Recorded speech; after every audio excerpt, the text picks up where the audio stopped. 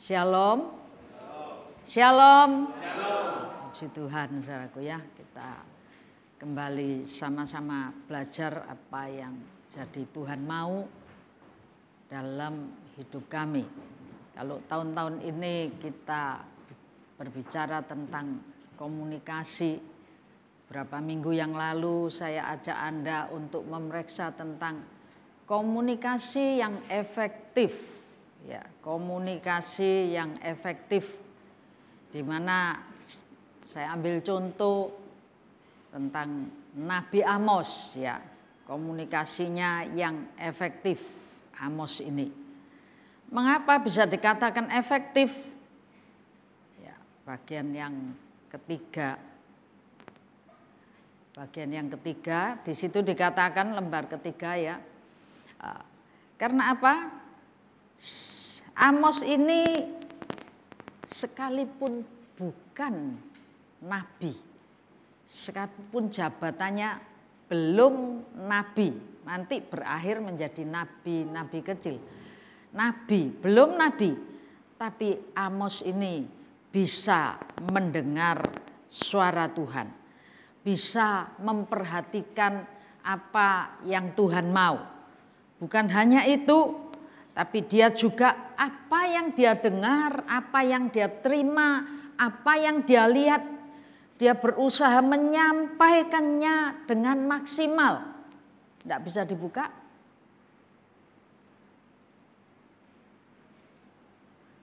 Ya. Apa yang dia dengar, yang ketiga. Sudah? Apa yang dia dengar, apa yang dia bisa menerima, bukan cuma menerima, tapi dia apa yang Tuhan pesankan untuk disampaikan kepada umat Israel, dia berusaha menyampaikannya dengan semaksimal mungkin. Ya. Walaupun untuk menyampaikan itu kontroversi sekali, saudaraku ya.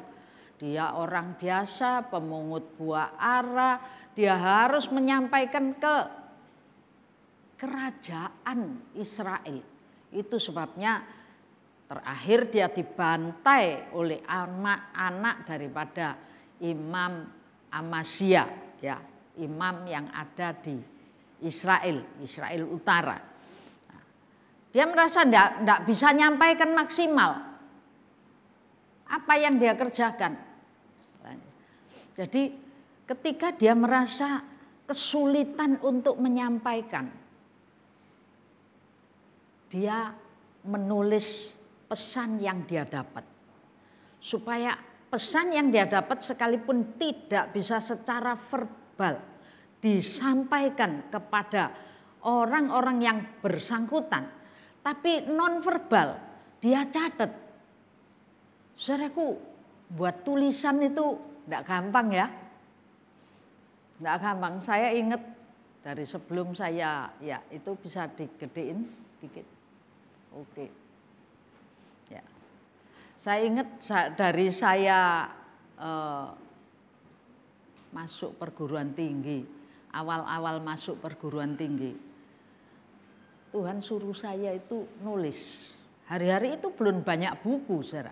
Belum banyak buku rohani, ya sedikit sekali. Tuhan suruh saya tulis. Dikte, dikasih tahu, disuruh catat. Saya nyatet, ore-orean saya nyatet. Tapi untuk dari catatan masuk ke tulisan, itu tidak gampang.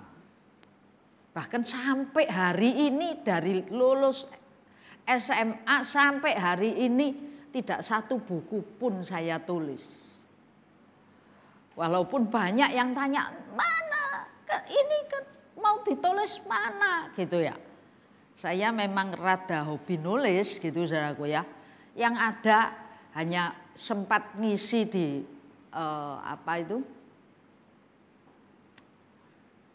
tabloid selama berapa tahun. Tapi itu pun akhirnya saya berhentikan.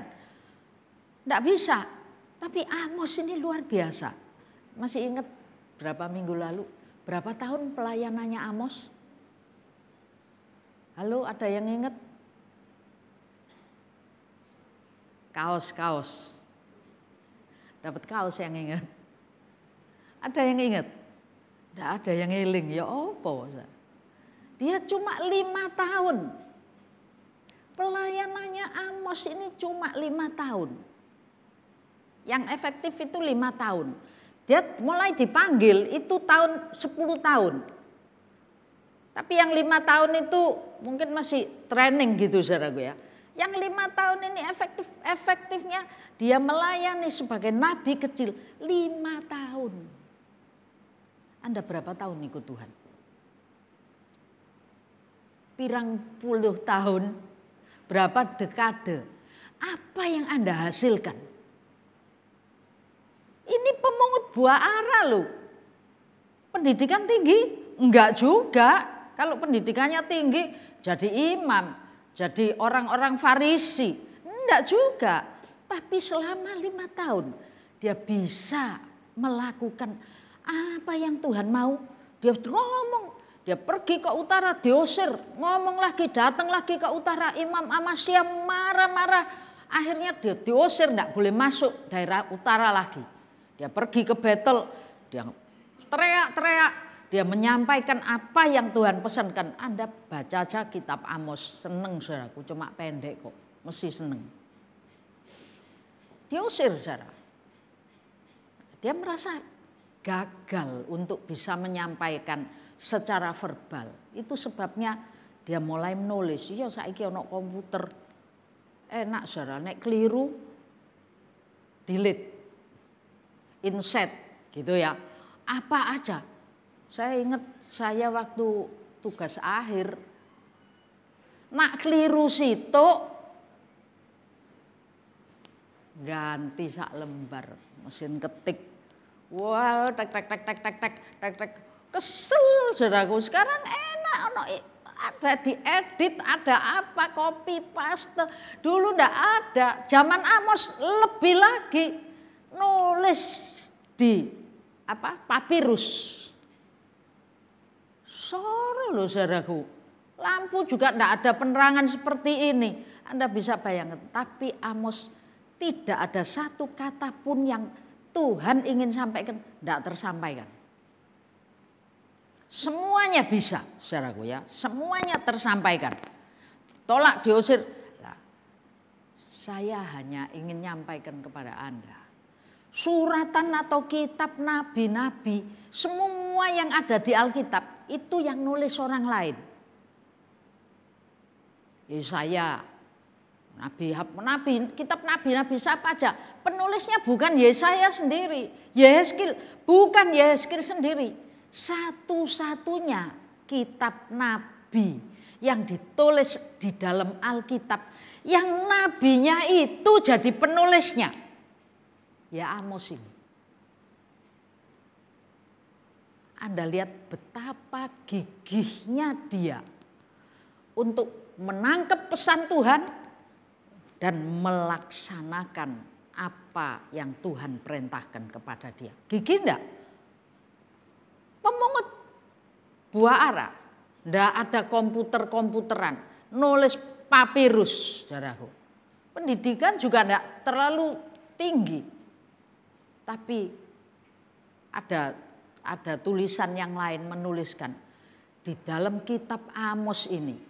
Puisinya disampaikan dalam bentuk-bentuk puisi. Puisinya, prosanya itu begitu tajam dan tidak mengurangi makna dari apa yang Tuhan sampaikan untuk bisa sampai ke telinga orang Israel.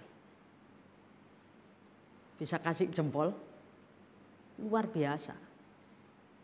Awak dhewe nulis keperucut-perucut, kurang-kurang, keliru-keliru. Ini dikatakan tidak mengurangi sedikit pun ketajaman, teguran atau apa saja yang Tuhan sampaikan kepada orang Israel.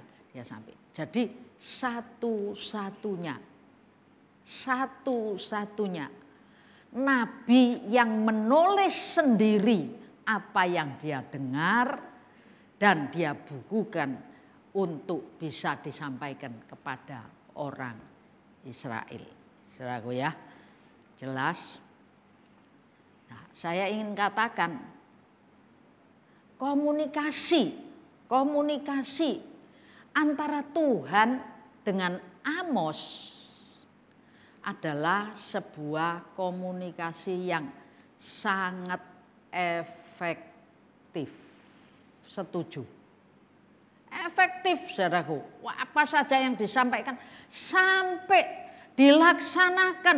Dia menjadi penurut perintah, pelaku yang melaksanakan apa yang Tuhan mau. Kita bandingkan. Jadi ada dua.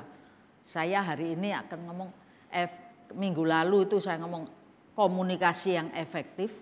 Semua kepingin. Anda pengen enggak jadi kayak Amos? Aku gak bisa nulis, Bu. Ya bengok-bengok terus, enggak apa-apa gitu saudaraku ya.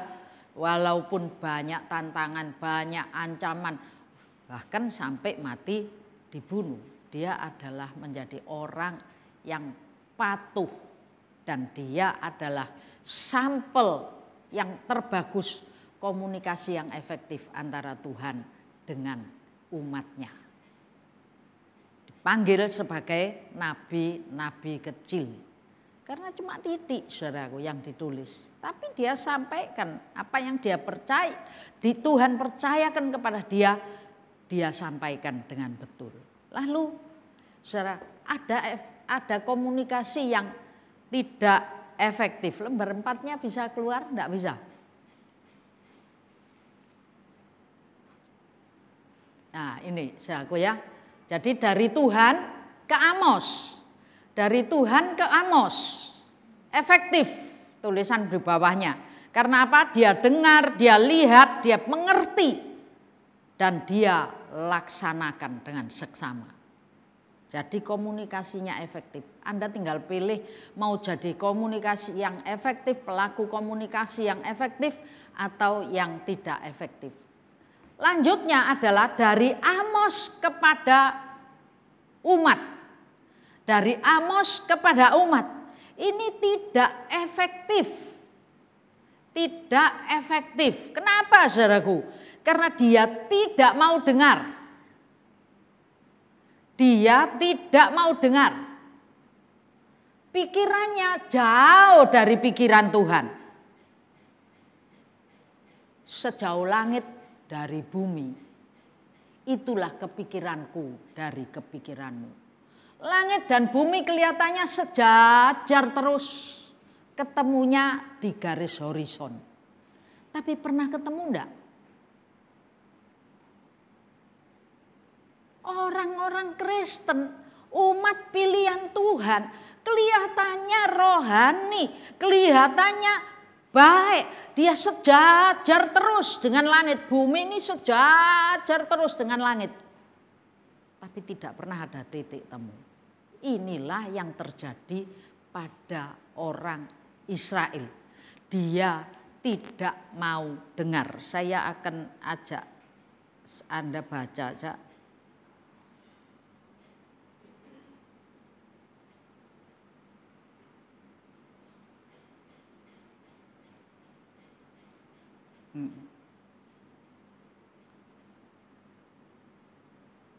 Ya, kitab apa ini? Di lembar ke-8 ya. Sakaria pasal 7. Tolong ayat 11 sampai 13. 11 sampai 12 saja. Sakaria pasal 7. Sakaria 7 ayat 11 sampai dengan 12. Tetapi mereka tidak mau menghiraukan, dilintangkannya bahunya untuk melawan dan ditulikannya telinganya supaya jangan mendengar.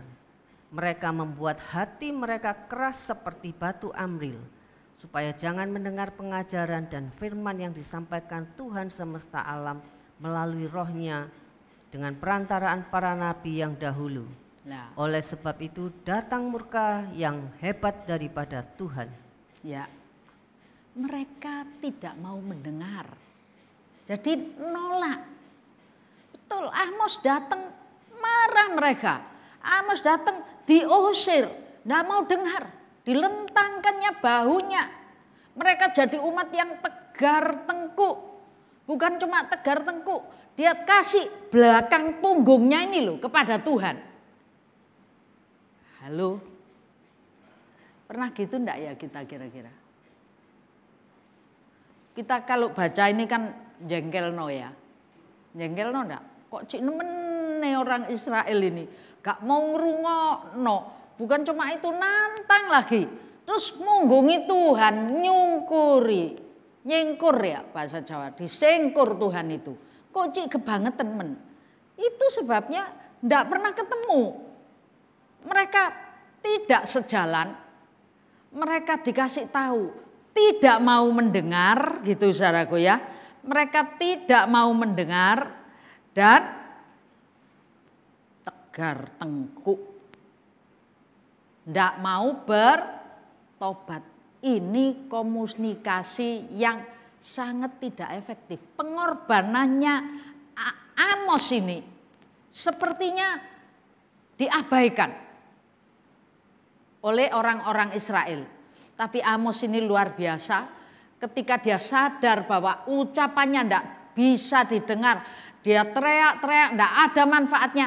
Dia tulisannya bermanfaat bagi kita saat ini.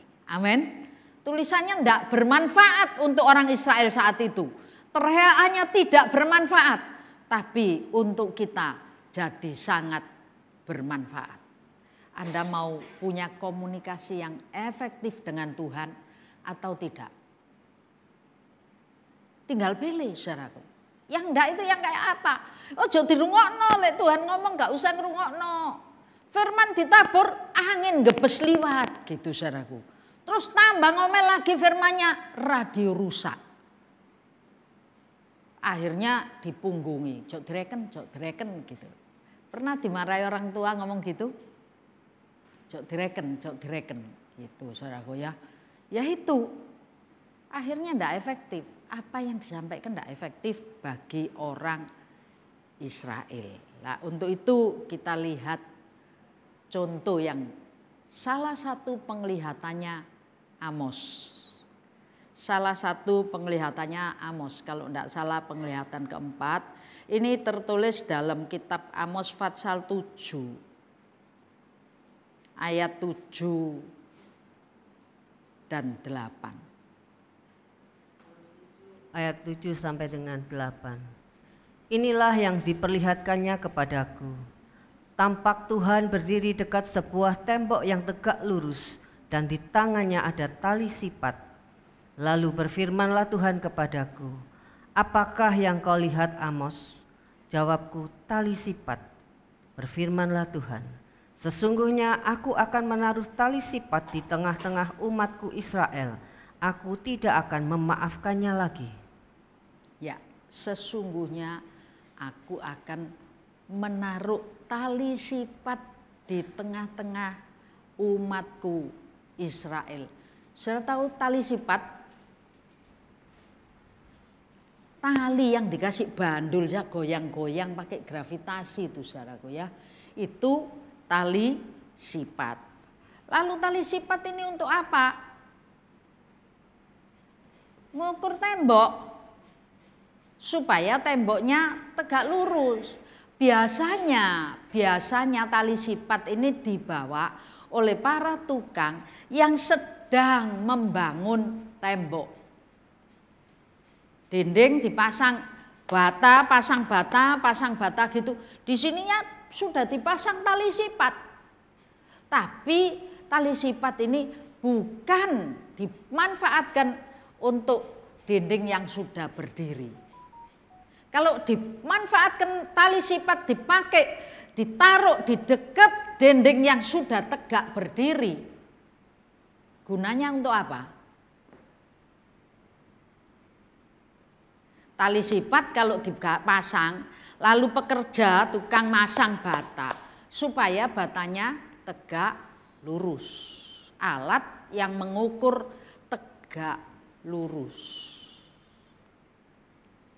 Tapi kalau tali sipat Anda bawa, lalu bawa di bangunan yang sudah jadi, dipasang di situ, Tujuannya apa? Ngecek kamu kalau enggak tegak lurus, dia apa no? Bongkar. Bongkar itu miring kok akeh 2 cm, 3 cm. Coba dari sini, dari bawah ke atas ini miring 2 cm. Sampai atas sana miringnya berapa senti? Tambah banyak, saudaraku. Jadi saya ingin katakan Amos sangat efektif. Amos ngeliat, inilah yang diperlihatkan Tuhan kepadaku. Apa sih yang diperlihatkan Tuhan kepada Amos? Apa tadi? Tali sipat. Bukan cuma tali sipat, ada 2 hal yang diperlihatkan Tuhan kepada Amos. Gambar yang di bawahnya itu kalau digedekan, ada dindingnya, ada tali sipatnya. Berapa tahun lalu saya sempat bahas tentang tali sipat ini. Tapi hari ini Tuhan tambahkan lagi. Apa? Dinding. Dinding yang apa? Ayo dibaca sih. Yang keras ayat 7. 3, 2, 1. Inilah yang diperlihatkannya kepadaku. Apa? Tampak Tuhan berdiri dekat sebuah tembok yang tegak lurus. Lah, 1. Jadi ada apa? Tembok tegak lurus. Tembok tegak lurus. Kenapa enggak ngomong tembok tok aja wong dibawain tali sipat kok? Ada maksudnya enggak? Terus yang kedua baru dan ya, tembok yang tegak lurus, ya toh.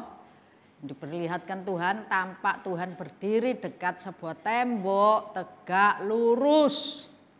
Dan di tangannya ada tali sipat. Saudaraku, 2 hal ini. Ini Amos di ayat yang ke-8. Apa yang kau lihat? Sebuah tali sipat gitu. Padahal bukan cuma sebuah tali sipat. Ada 2 objek yang diperlihatkan Tuhan kepada Amos. Objek pertama adalah tembok. Dikasih penjelasan lagi, keterangan. Temboknya tegak lurus. Ditambah tali sipat, alat pengukur tegak lurus. Jadi tembok yang tegak lurus dengan alat pengukur yang tegak lurus. Saudaraku, artinya di sini ada yang ada apa?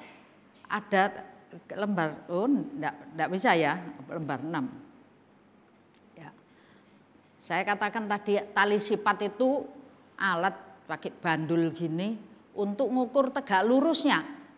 Yang enggak tegak, tadi dikatakan aku tidak memaafkannya lagi. Artinya tidak ada toleransi.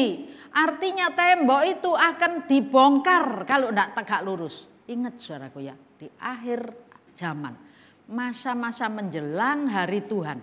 Tuhan bukan cuma di bangsa Israel bawa tali sipat.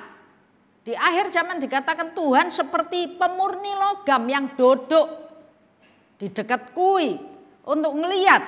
Tuhan juga seperti orang yang duduk di dekat persembahan. Tuhan juga seperti tukang penatu, Maleaki, tukang penatu yang memperhatikan cuciannya.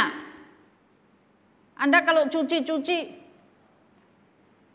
sekarang pakai mesin, saudaraku ya, adik diuceki. Tapi kira-kira bersih enggak ya?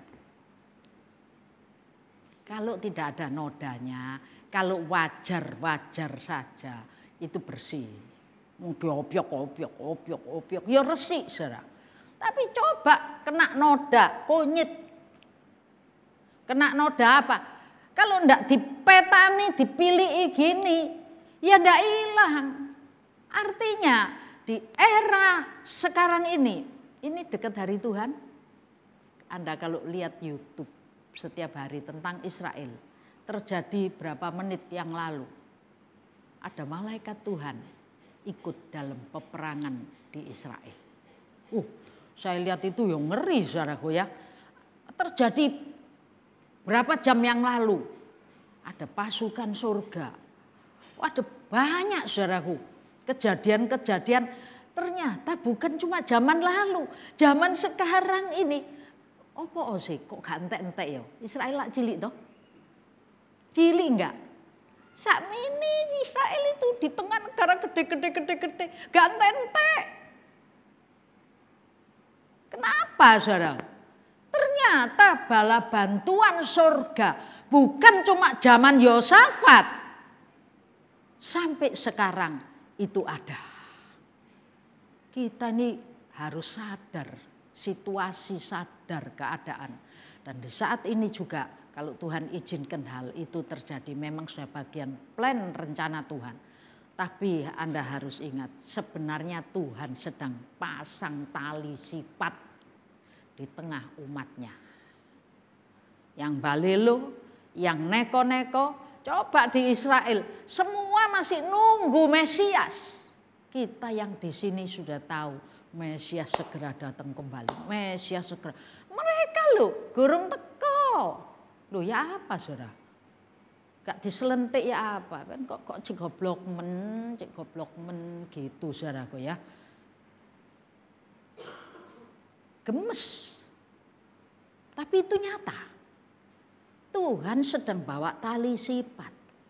Dan di dinding yang tegak lurus. Artinya alat tegak lurus, alat pengukur kebenaran yang sebenarnya, tali sifat itu. Tidak ada duanya. Kalau Anda beli water pass itu aja dipasang, kadang-kadang bisa menceng kalau water passnya alatnya di dalam itu. Tapi kalau tali sifat simple, saudaraku, mek bandul sama tali diontelkan gini.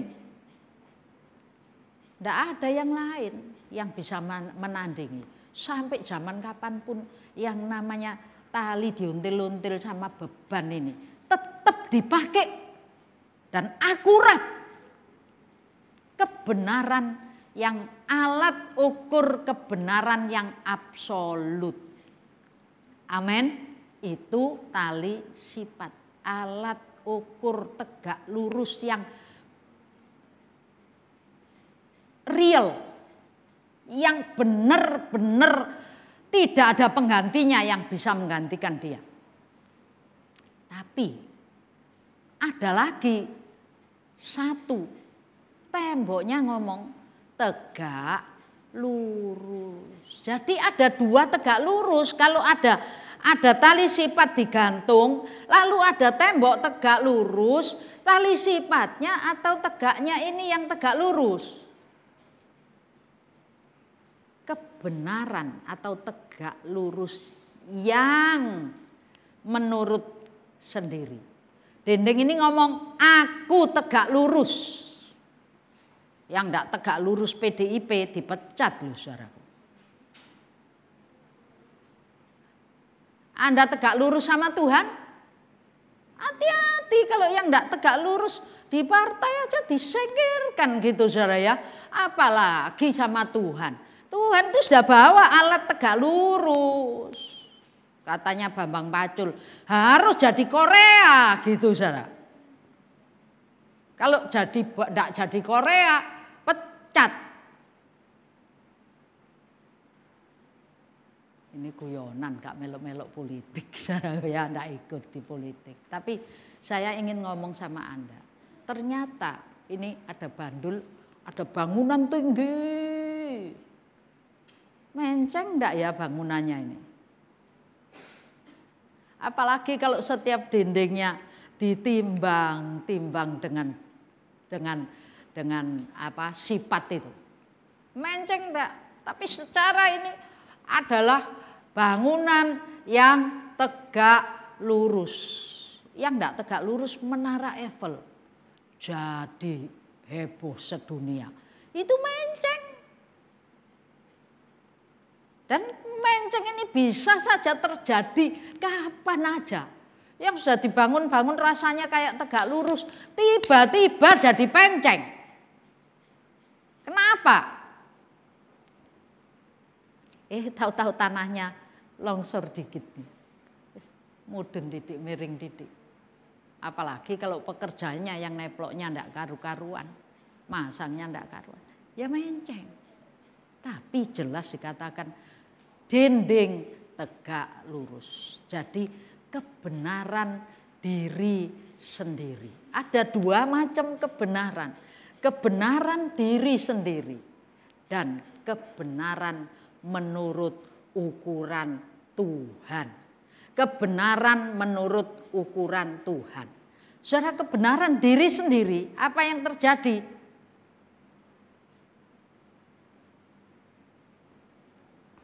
Orang Israel hari itu di lembar pertama tadi itu ada saya anukan.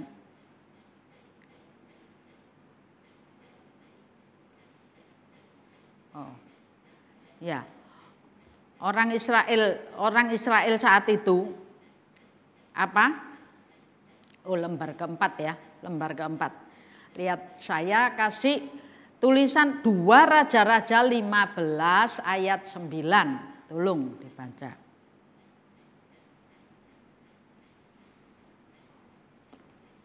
2 Raja-Raja ayat 15 ayat 9. 15 ayat yang ke-9. Ia melakukan apa yang jahat di mata Tuhan seperti yang telah dilakukan oleh nenek moyangnya. Ia tidak menjauh dari dosa-dosa Yerobeam bin Nebat yang mengakibatkan orang Israel berdosa pula. Ya, ini yang saya ambil adalah ini nular, dosanya nular sampai generasi-generasi berikut. Tapi penyebabnya, pembuatnya adalah Yerobeam. Amos ini hidup di zaman Yerobeam. Ketika Yerobeam II itu tegurannya keras sekali. Nah, Yerobeam ini adalah siapa? Saya angkat sedikit ceritanya. Yerobeam adalah seorang muda pegawainya Salomo yang dilihat tangkas, rajin, pinter gitu saudaraku ya. Itu Yerobeam.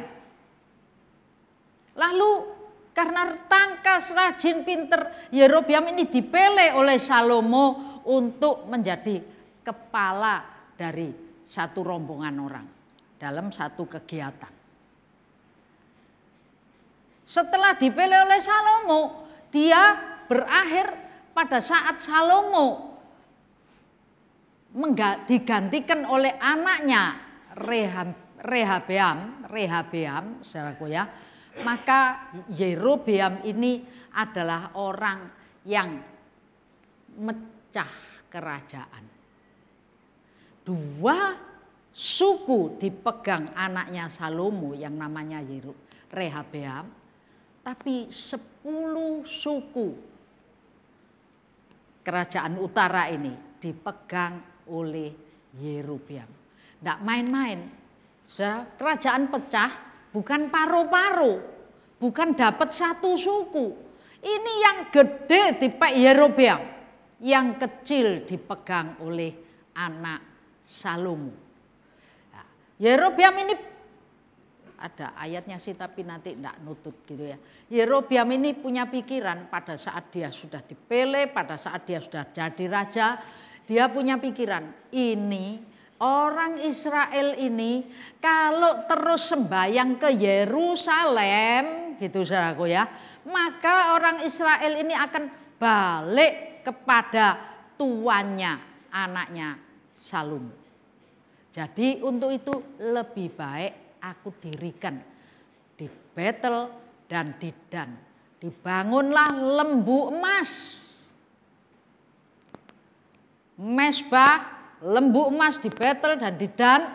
Lalu Yerobeam mulai ngomong kepada orang Israel, hai kamu semua, tidak usah sembahyang ke Yerusalem. Ini lihat Tuhanmu yang sudah mengangkat engkau, yang sudah menuntun, yang sudah memimpin engkau keluar dari Mesir untuk sampai ke tanah perjanjian.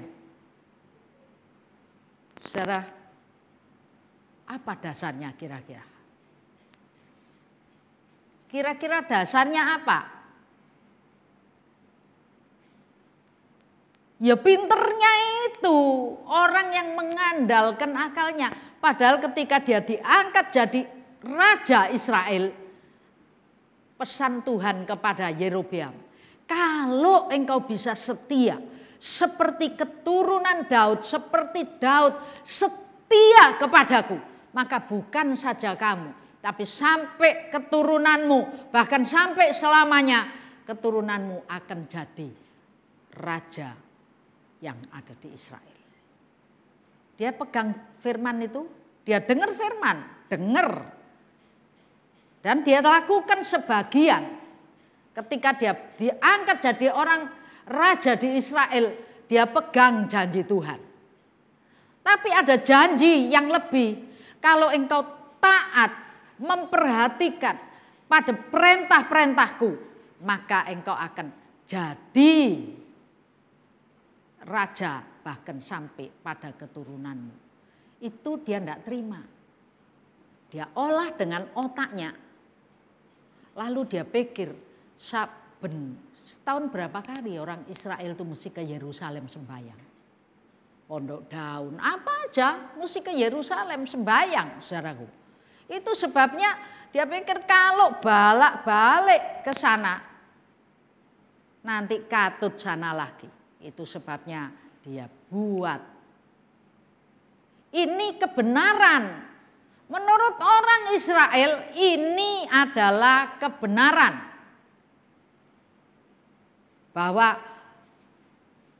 lembu emas adalah Allah yang menuntun mereka keluar dari Mesir menuju ke tanah perjanjian. Kebenaran nurut Yerobeam, nurut orang Israel.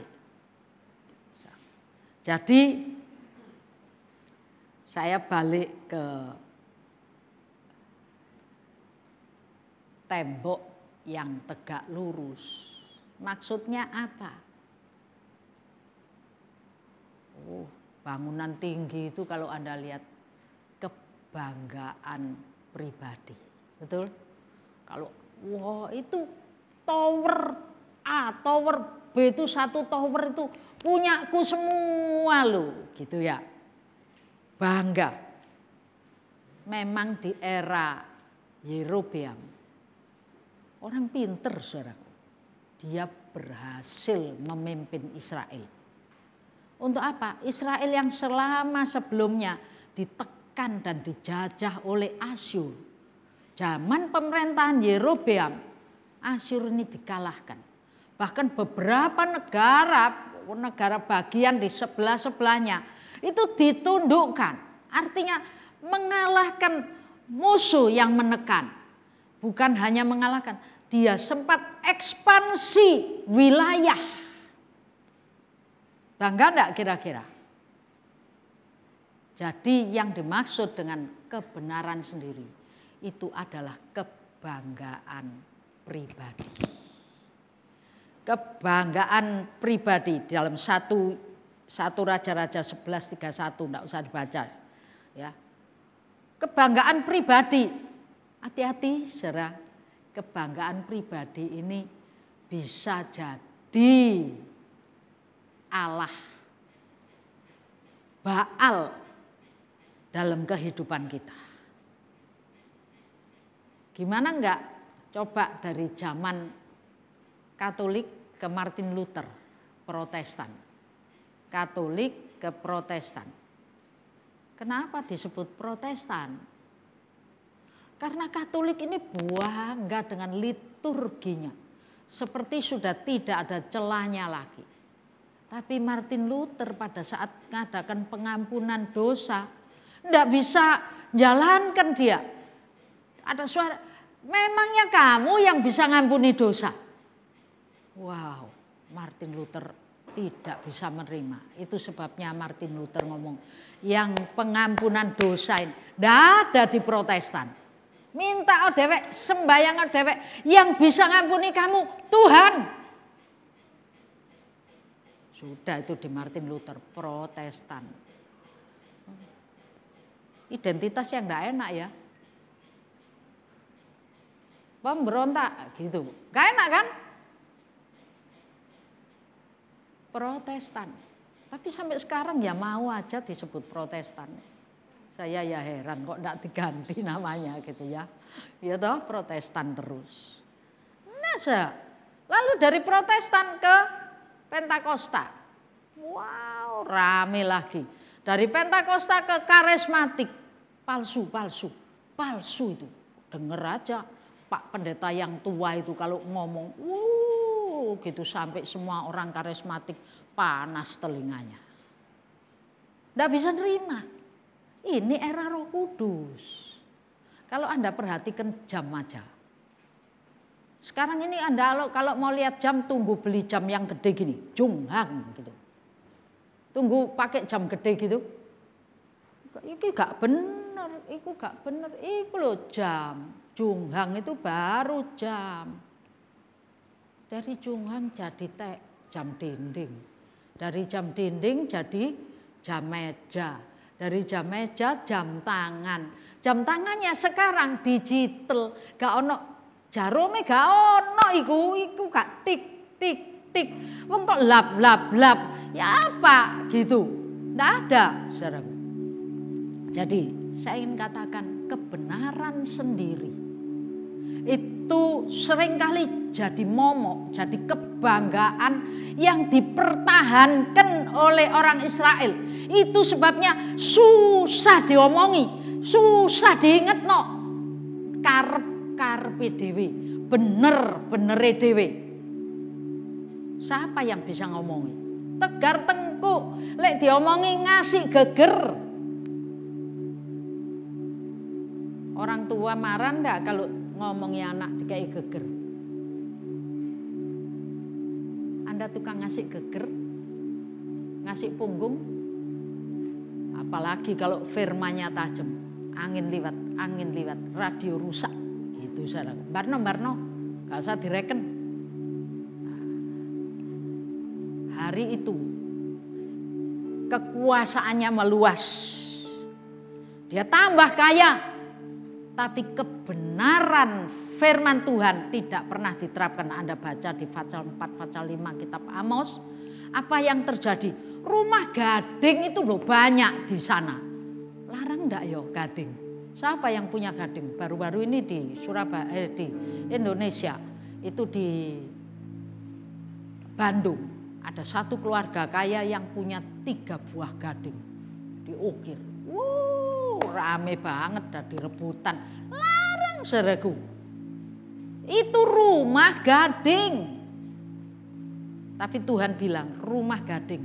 Kebanggaanmu, kejayaanmu, kekayaanmu bongkar. Dibongkar. Sudah dibawain sifat kok.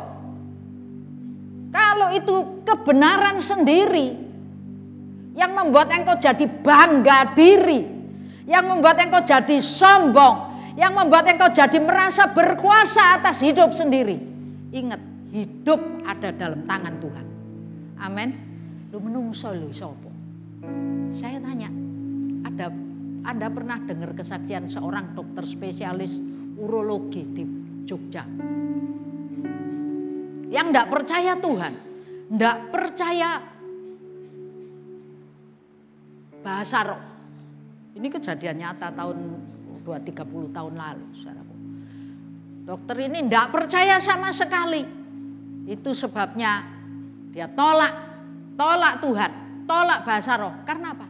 Dia adalah orang kejawen. Percaya sama gitu, enggak percaya, saudara. Sekali waktu pada saat pimpin upacara, tiba-tiba dia bisa bahasa roh. Diumpet-umpet ra kenek. upacara itu semua noleh. Ini kejadian nyata, kejadian benar. Seorang anggota dari orang yang punya kedudukan cukup tinggi dan dokter spesialis. Dokter ini punya banyak pengalaman yang membuat kebenarannya sendiri dibuang, diluruhkan, dan dia bertobat, dia jadi hamba Tuhan. Anda tahu seorang urologi datang pasien yang pipis terus. Dok, aku ini kok beser gini, ini kayak apa? Dikasih obat sama dia, enggak mandi, saudara. Lalu dia bilang, karena dia habis bahasa roh, memang lagi pertarungan rohani. Lalu dia bilang, tak doa no ya, disembahyang. Dalam nama Tuhan Yesus, pipis berhenti. Lah, sembayangnya pipis berhenti, saudara. Tenan, mandek, gak iso pipis. Bingung enggak? Balik pasien ini. Loh, kok enggak iso pipis? Blas, Dok.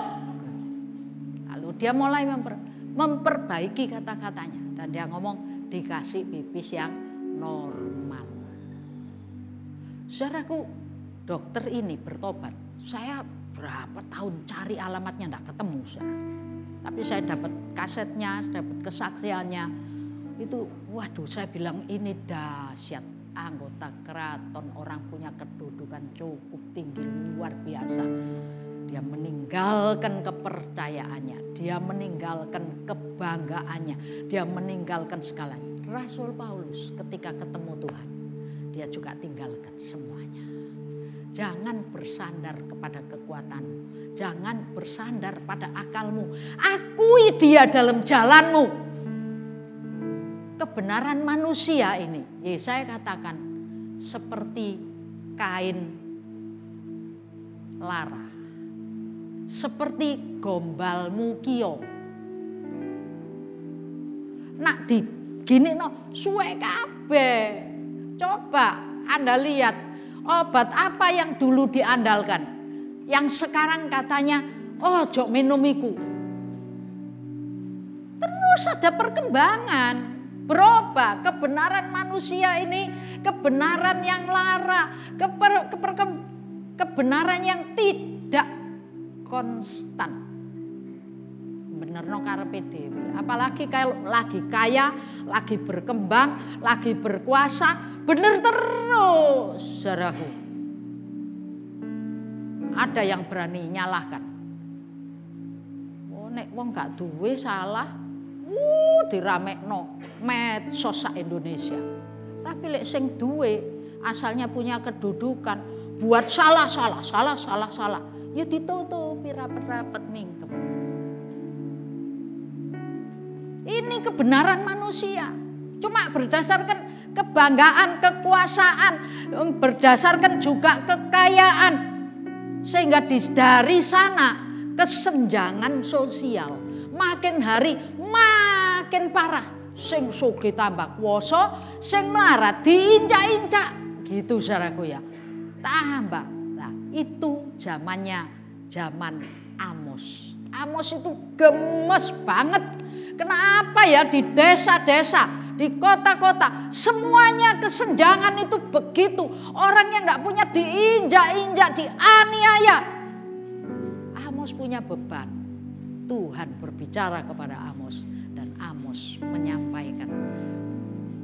Sementara kebenaran manusia itu lembarnya sudah dibuka. Ya.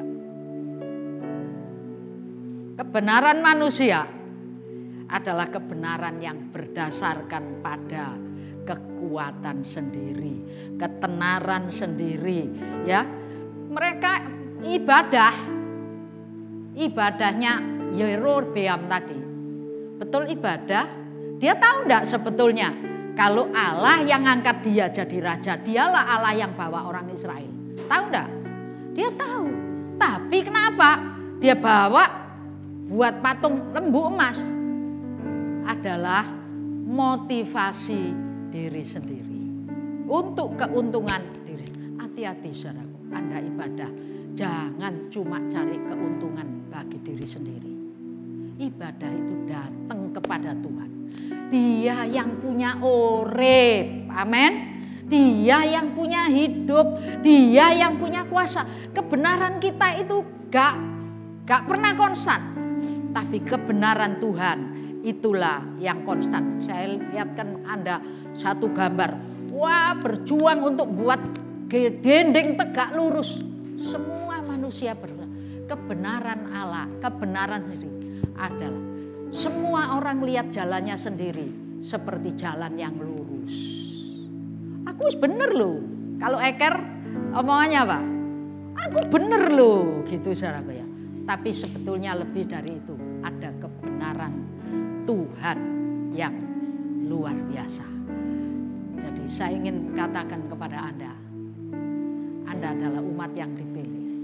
Kalau hari ini Tuhan buka lewat Amos, hari yang lalu Tuhan juga lihat orang Israel menjauh. Kalau ada dinding yang sudah mulai menjauh dari tegak lurus, tapi masih merasa tegak lurus, Tuhan bawakan alat supaya dilihat, supaya sadar. Artinya Tuhan perhatian sama kita. Tuhan selalu memperhatikan kita. Tuhan selalu ada bagi kita. Tuhan kita besar. Kalau Anda ada yang kurang tegak lurus, perbaiki diri sendiri. Bongkar sendiri, pompong kurung dibongkar, saudaraku ya. Dibetulkan sendiri. Karena Allah kita besar dan luar biasa. Sementara saat ini kalau persoalan terjadi, ada kesulitan terjadi, ayo kita balik. Izinkan tali sifat itu diuntingkan di dekat kita, supaya lewat untingan tali sifat kita sadar sebelah mana yang kurang tegak lurusnya. Mau memperbaiki, Daud ngomong, selidiki aku Tuhan. Kalau pada diriku ada sesuatu yang kurang benar, perbaiki aku, ini aku, ubahlah aku menjadi seturut dengan kehendak-Mu.